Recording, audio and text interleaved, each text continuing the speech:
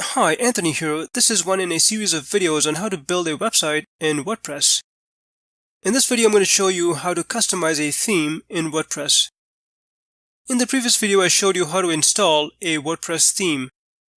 Customizing a theme in WordPress will depend on the specific theme that you use. So in this video, I'll just give you an overview of the general customization options. So I'm logged into my WordPress dashboard. Go to the Appearance section and choose Themes. Currently, as you can see, I've got this theme active. Click the Customize button to start customizing, and it'll open up the WordPress Editor, where you will see several sections. Like I mentioned before, these sections may be different depending on the theme that you use. As you can see, I've already customized my theme a bit, but let me walk you through these sections. Let's start with the logo settings. In this section, you can upload a logo, like I've done here.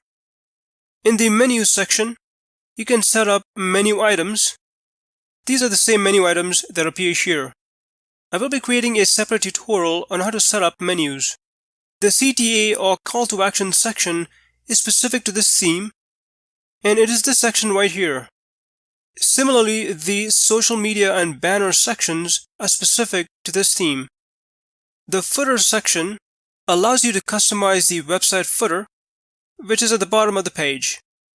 In the color scheme section, you can choose the global preset colors for the website. Again, this may look a bit different depending on your theme. Under Advanced Controls, you can further customize the theme colors, as well as add custom CSS. Down below, you'll see these three options to preview your website in desktop mode, tablet mode, and mobile mode. Whenever you make changes, you will need to publish them for them to be live. Once you're done with your changes, you can click the X icon in the top left corner to exit edit mode and go back to the theme section.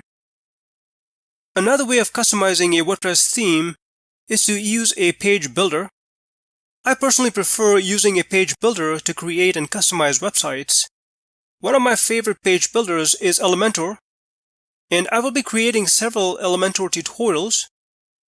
With Elementor, you get a variety of building blocks to help you easily build your website. Look for my Elementor tutorials. But in the next video, I'll show you how to install plugins in WordPress.